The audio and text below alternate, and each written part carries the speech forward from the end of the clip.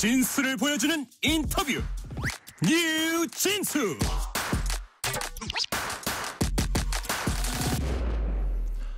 법원이 윤석열 대통령에 대한 구속 취소 결정을 내렸습니다. 검찰은 내부 논란 끝에 즉시 항고하지 않고 윤 대통령을 석방했습니다.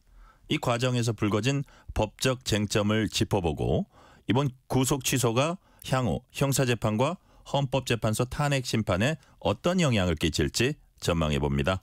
이 분야 전문가이신 차진아 고려대 법학전문대학원 교수 나오셨습니다. 차진아 교수님 어서 오세요. 안녕하세요. 자, 서울중앙지법의 석방 결정 사유는 크게 이제 두 가지였습니다. 구속기간 넘겨서 기소했다는 게 첫 번째 이유인데, 근데 법원의 이번 계산 방식은 그동안 관행과 달랐다고 해요. 뭐 날짜 계산이냐 아니면 정확한 시간 계산이냐 차이라고 하는데, 법원이 유독 이번에 왜 날짜 대신 뭐 정확한 시간을 이렇게 따져봐야 한다. 왜 이번엔 그랬을까요?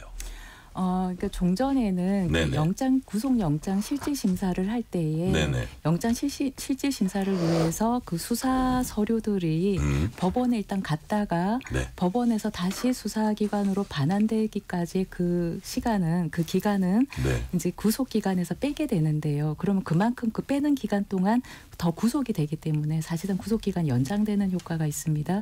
그런데 종래는 그것을 날로 계산을 했습니다. 그러니까 예를 들어서 11시 55분 밤 11시 55분에 그 법원에 접수가 되고 그 다음 날 예를 들어서 또 밤 넘어가지고 12시 5분에 그 다음 하이렇게 했다 그러면 벌써 이틀, 그러니까 이틀을 잡아먹은 거죠. 사흘. 이렇게 되는 건데 이게 이제 시간적으로는 24시간하고 한 뭐 10분 정도 더 있는 거 아닙니까? 그러니까 벌써 보통 우리가 체감을 한 2시간, 이틀이나 차이가 나게 되는 거거든요. 이 문제에 있어서 종래는 계속 날로 계산을 했던 것이고, 사실 구속 기간을 계산할 때는 보통 날로 하고 체포 기간을 계산할 때는 이제 시간으로 계산을 해왔고요. 그리고 이제 형사소송법에 보면은 그런 그 수사관계 서류 같은 것들을 접수한 날로부터 구속영장을 발부하여 검찰청에 반환한 날까지로 날로 돼 있거든요. 그러니까 이걸 날로 계산을 해왔던 것인데 이번에 그 법원에서 이것을 시간으로 계산해야 된다. 왜냐하면 이것을 계산하는 방법은 명문의 규정은 없다. 그런데 명문의 규정이 없는 상황이라 그러면 시간으로 계산할 수도 있고 그다음에 날로도 계산할 수도 있는데 이때 우리가 의심스러울 때는 피고인의 이익으로라고 하는 인두비오 프로레오라고 하는 대원칙이 있습니다. 그 원칙에 따르면 시간으로 계산했을 때 피고인에게 훨씬 더 유리한 것이죠. 그래서 그 원칙에 따라서 시간으로 계산해야 된다라고 하는 것이 이번 구속 취소 결정에서의 어떤 획기적인 부분이다 이렇게 볼 수 있습니다. 그렇군요. 또 뭐 법 앞에 모두 평등하다 이런 반론을 제기할 수 있지만 또 워낙 중차대한 사안이니까 이런 것까지도 세심히 봐야 된다. 이런 취지로 읽히기도 해요. 예, 그렇습니다. 그래서 그 전까지는 사실 구속 취소가 거의 청구가 많이 안 됐다 그러고 인용이 별로 안 됐기 때문에 별로 활용이 안 된 제도라고 하는데 이번에 윤 대통령 측에서 보석 허가 신청을 한 게 아니라 이 구속 취소 청구를 하면서 이 부분에 있어서 좀 더 세밀하게 들여다봤던 거 아닌가 싶고요. 그래서 이것은 지금까지의 관행과 다르기 때문에 계속 관행대로 할 것인지 아니면 유례적으로 이 사건에서만 이렇게 이 결정에서만 이렇게 할 것인지 요거는 향후 좀 지켜봐야 할 사안으로 보입니다. 그러니까요. 자, 즉시 항고하지 않았던 사안인데 또 본안 재판에서는 다퉈본다 했는데 이 부분이 아직 뭐 확정적인 건 아니니까 일단은 그렇게 했다고 이제 보여지고요. 자, 말씀하신 대로 왜 즉시 항고하지 않고 석방 지휘했냐는 질문에 심우정 검찰총장은 기소 뒤 피고인 신병에 대한 판단권은 법안에 있기 때문에 법원 결정 존중했다 이렇게 답을 하면서 이런 얘기를 했어요. 또 다른 위헌 소지를 불러일으킨 건 맞지 않다. 이건 무슨 뜻인가요?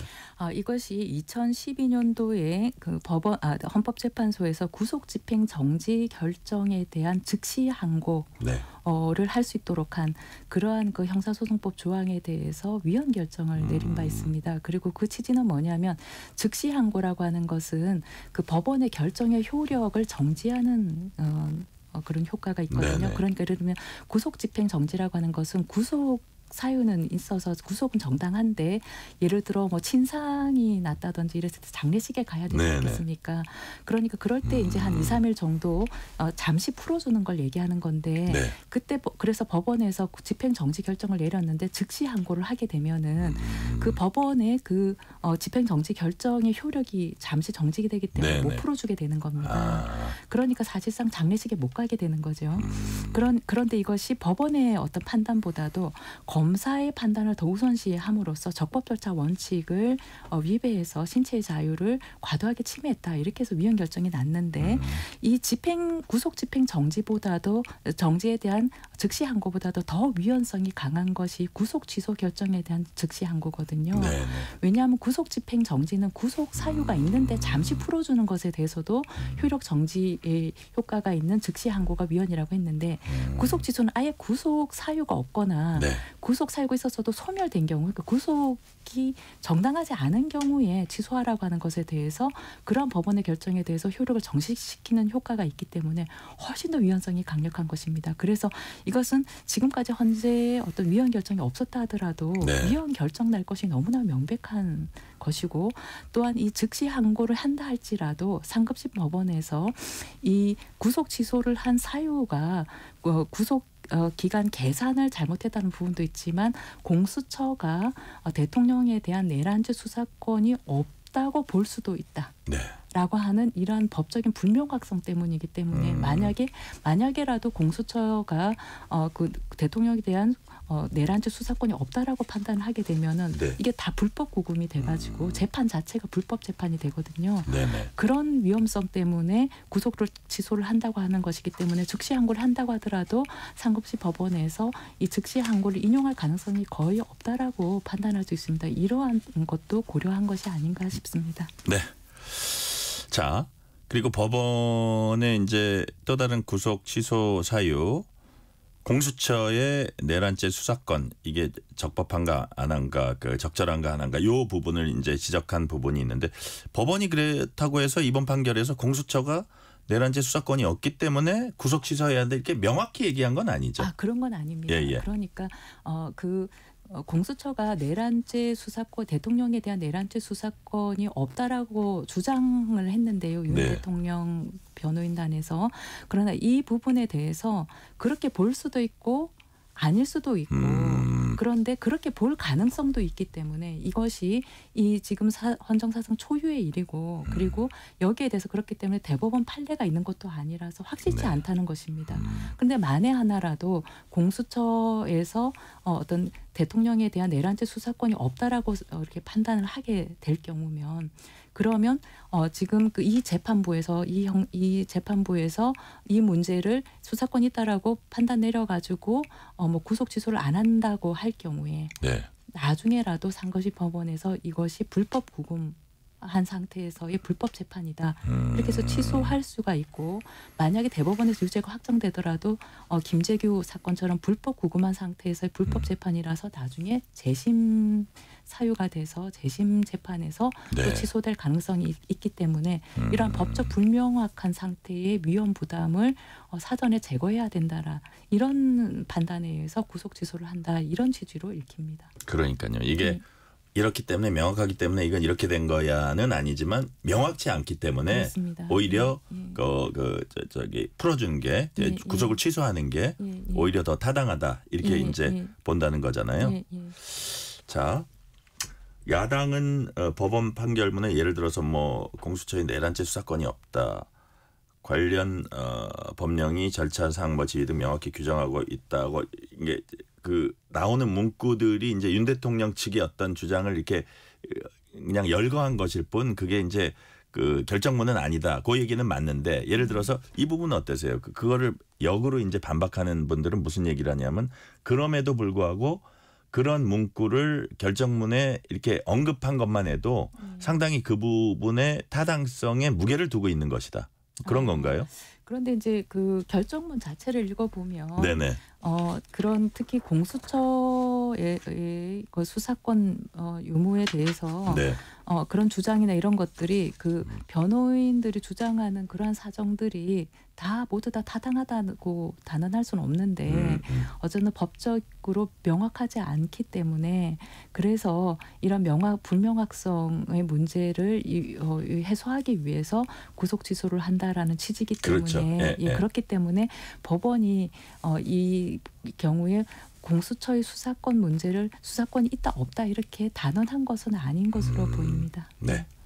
어쨌든 한마디로 좀 짧게 정리를 하자면 명확치 않기 때문에 조금 신중하게 간다. 그런 차원에서 구속도 취소하는 것이 상당하다. 뭐 이런 뜻이네요. 그리고 공수처의 그런 그 대통령에 대한 내란죄 수사권이 없다라고 하는 주장에 대해서 그것이 어느 정도는 설득력이 있다. 그렇게 볼 수도 있다라는 그렇기 때문에 위험 부담이 있다라고 판단한 거거든요. 그러니까요. 그러니까 어쨌든 일단은 구속은 취소하는 게 지금의 이 시점에서는 맞다. 이렇게 법원이 판단한 거네요. 자, 나중에 최종적인 거는 뭐 대법원 본안 소송 가가지고 그런 것들이 이제 그 판단을 받을 수 있다는 거네요. 그렇습니다. 네네. 자, 그런데 법조계나 정치권 일각에선 법원이 지적한 절차적 뭐 흠결 혹은 흠결 가능성이 공소기각 사유가 될 수도 있다 이런 지적도 나옵니다. 예를 들어서 정치인 중에는 김웅 전 의원, 최재형 전 의원, 뭐 나경원 의원 이런 분들이 이런 얘기를 했는데 이런 그 법원이 지적한 절차적 흠결의 가능성 이런 것들이 공소 기각으로 연결될 수도 있다. 가능하다고 보세요? 저는 좀 부정적인데요. 아, 그래요? 일단 이제 두 가지 이유가 있습니다. 첫 번째는 제가 이제 확인해 보니까 그 검찰이 윤 대통령을 내란죄 우두머리 혐의로 공소 제기한 것은 공수처로부터 넘겨받은 사건만 있는 게 아니고 경찰로부터 넘겨받은 사건을 병합해가지고 6개의 사건을 병합해서 공소 제기를 했다고 합니다. 네네. 그러니까 설령 공수처 에서 넘겨받은 부분이 그 부분이 뭐 문제가 있다 하더라도 경찰에서 넘겨받은 부분은 수사권 문제나 이런 게 없기 때문에 전체로 보면은 윤 대통령에 대한 공소 제기 자체가 법률의 규정이 위반돼서 묘라고 보기가 어려워서 공소기각 사유가 안 된다고 볼 수 있고요. 그다음 두 번째는 설령 그렇지 않다 하더라도 만약에 그 공수처로부터 넘겨받은 사건만 있고 그것만 공소 제기했다라고 본다 하더라도 어떤 구속 기간 만료를 간과하고 만료된 뒤에 그 공소 제기했다는 것 자체는 구속이 불법이라는 것이지 공소 제기 자체가 불법이라는 건 아니거든요. 그래서 그러한 불법을 제거하기 위해서 구속 취소를 한 것이고요. 그럼으로써 불법 구금의 문제는 해결이 되었기 때문에 공소 제기 자체가 어떤 그 무효로 볼 만큼 그렇게 어떤 문제가 있는 것은 아니거든요. 검사가 공소 제기권이 있기 때문에요. 그렇기 때문에 이 경우에 어떤 법률의 공소 제기 자체가 법률 규정에 위반돼서 무효로 볼 만큼 즉 공소 기각 결정을 할 만큼의 사유가 있다고 보기 어렵지 않은가. 이거에 제 개인적인 생각입니다. 네. 자, 이제 그런 정치인들이 한 말의 현실성이나 이런 거는 조금 낮게 보신 건데 그냥 상식 차원에서 공소 기각이 되면 어떻게 되는 겁니까? 그때까지의 사건이나 혐의는? 그런데 이제 공소 기각이라고 하는 것은 우리가 좀 형식적인 판단, 실체적인 판단 이렇게 나누는데요. 그래요? 그래서 이 실체적인 판단, 뭐 유죄, 무죄 이런 판단에 대해서는 이제 그것에 대해서 그것을 위반되는 그런 내용으로 다시 이렇게 공소 제기를 할 수가 없습니다. 예를 들어 무죄 판결을 받았으면 다시 공소 제기할 수 없어요. 동일한 사유로. 그런데 그래서 우리가 기판력이라고 얘기하는 그런데 이제 이 형식적인 사유로 이렇게 공소 기각을 한 거기 때문에 그럼 다시 공소 제기를 하면 됩니다. 공소시효 기간이 완성되지 않는 한 그것은 다시 공소 제기하면 되는 문제입니다. 그러니까요. 어떻게 보면 또 간단한 문제기도 하네요. 간단한 문제입니다. 네네. 자, 또 이런 질문을 하는 분들이 있어요. 윤 대통령 측은 그동안 이제 공수처가 내란 혐의 수사권이 없다. 이거를 줄기차게 주장을 해왔고 체포할 때도 그랬고 무슨 영장 신청할 때도 이거 이런 게 다 첫 단추부터 잘못됐기 때문에 이건 잘못된 것이다. 이 절차적 문제점에 어떤 최중심의 공수처가 있어 왔거든요. 그래서 어떻게 보면 그 법원이 확정적인 결론을 낸 건 아니지만 여튼 그럴 소지가 있다. 그렇기 때문에 가능성이 있기 때문에 뭐 구속 취소 뭐 이런 결정도 내리긴 했는데 자 우리가 엄밀히 보면 그 내란죄 이제 수사권 있는 데는 경찰 한 군데입니다. 그러니까 공수처하고 검찰도 어떻게 보면 없고 그냥 다른 이제 수사를 하다가 타고 들어간다는 이제 표현을 쓰는데 그렇게 해가지고 이제 한 건데 만약에 그렇다면 그 지금 헌재가 그 검찰의 어떤 증거를 이제 가져다가 이제 쓴다 그랬잖아요. 근데 예를 들어서 검찰이 수사했던 내란죄 수사, 뭐 김영현 전 장관일 수도 있고 사령관들일 수도 있고 그런 부분에 대해서 우리도 마찬가지로 이거 검찰한테 문제를 제기하겠다. 이게 가능하거나 또 타당할 수 있는 일입니까? 제 개인적인 생각으로는 타당하지 않다고 봅니다. 그래요? 왜 그러냐면 일단 그 공수처 일단 대통령에 대한 부분에 있어서는 네. 공수처에서 수집한 증거 자료가 없고 그래서 헌법재판소에 제출한 자료도 없어서 위법 수집 증거의 문제가 전혀 발생하지 않고요. 그다음에 공범에 대한 수사에 있어서는 검찰은 검찰청법에 보면 경찰에 대해서는 네. 범죄 종류에 제한이 없이 수사권이 있습니다. 그래서 경찰의 내란죄 수사권이 있거든요. 네. 그래서 뭐 조지호 경찰청장이라든지 뭐 조봉식 뭐 서울청장이라든지 이런 사람들에 대해서 내란죄 수사권이 있습니다. 네. 그래서 김용현 장관이라든지 이러한 그 공범들에 대해서는요.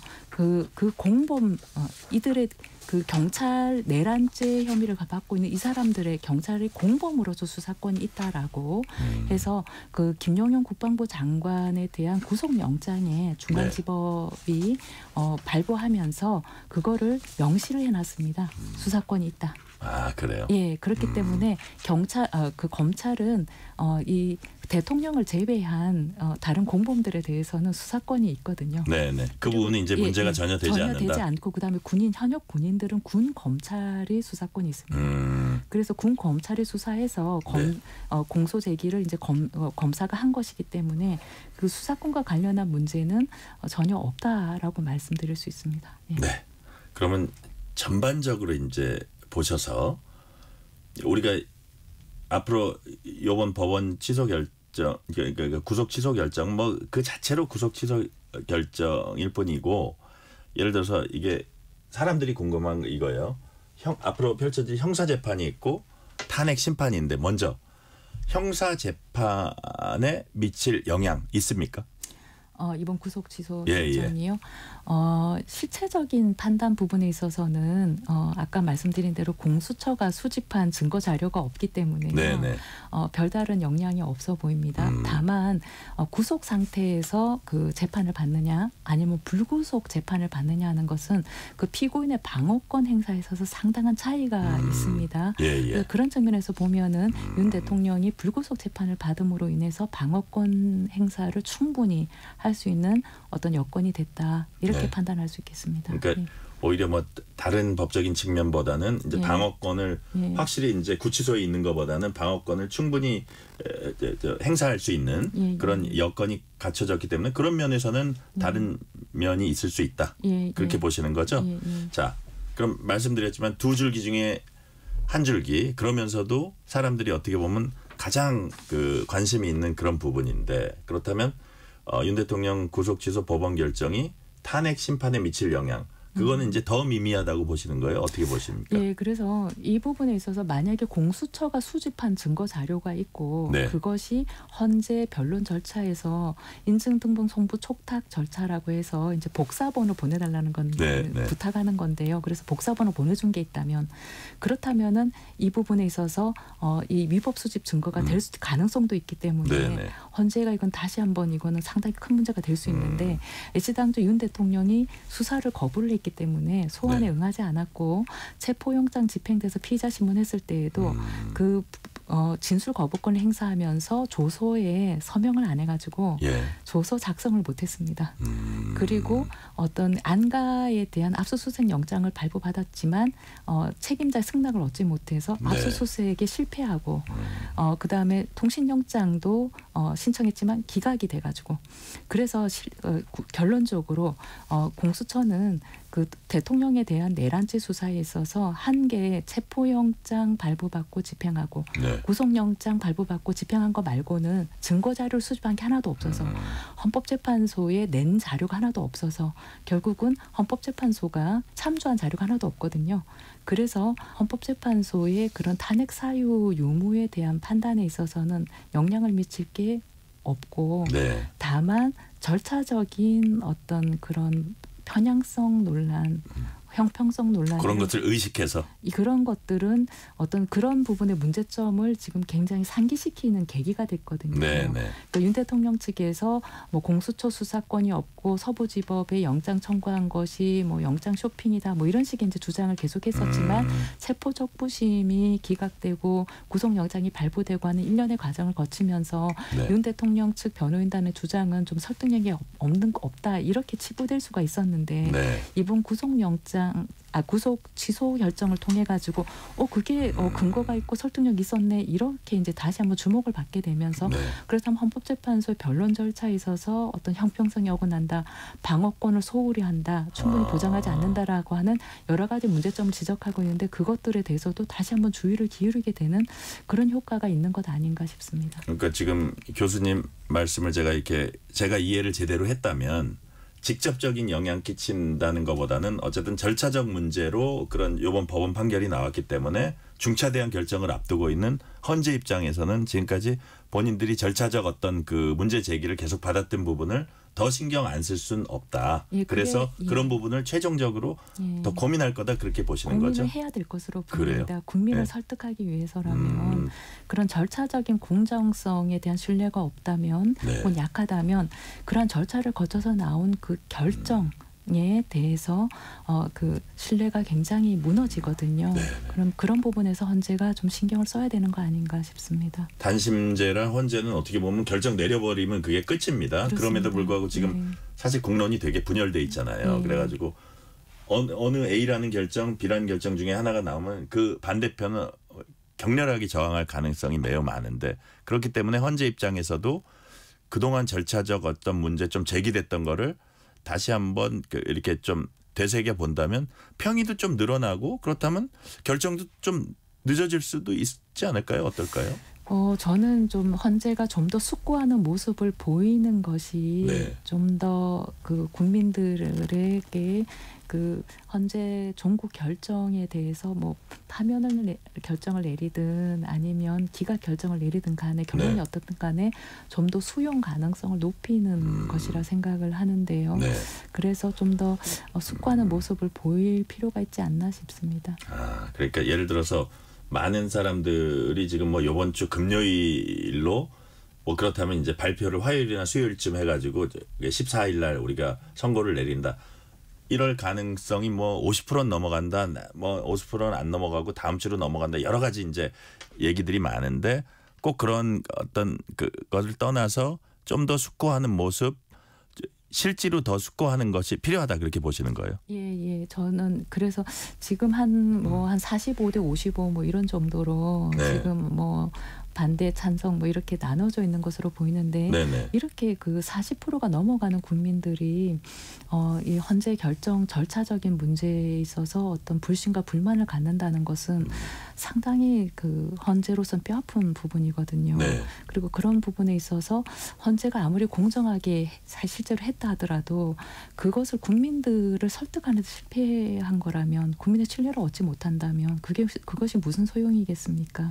그리고 그런 절차적인 공정성에 대한 신뢰를 얻지 못하면 결국은 그 결정 결과에 대해서도 결국은 신뢰를 얻지 못하는 것이 되고 헌재 결정을 통해가 전국 결정을 통해서 어떤 국민적인 대립과 갈등, 분열 이런 것들이 좀 일단락되고 새롭게 도약할 수 있는 계기가 돼야 되는데 오히려 이렇게 가다가는 헌재 전국 결정이 어떻게 나든 간에 그것을 계기로 해서 분열과 대립이 더 극단화되는 그런 어떤 기폭제가 되지 않을까 상당히 우려스러운 상황입니다. 네.